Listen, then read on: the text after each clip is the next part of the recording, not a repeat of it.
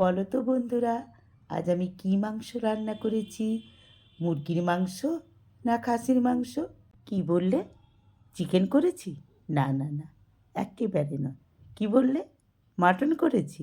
হলো না হলো না, আজ আমি করেছি গাছ পাঁঠার তরকারি। তো বলো, কেমন রান্নাটা করেছি? কেমন দেখতে হয়েছে বলো? হ্যাঁ, আমি এরকমই চিকেন রান্না করি দই দিয়ে, আর গাছ পাঁঠা রান্না করি একটু তেল দিয়ে কষিয়ে।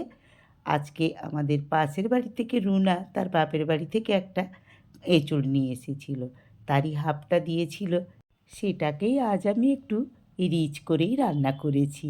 তো বন্ধুরা, দেখতে কি সুন্দর হয়েছে তাই না?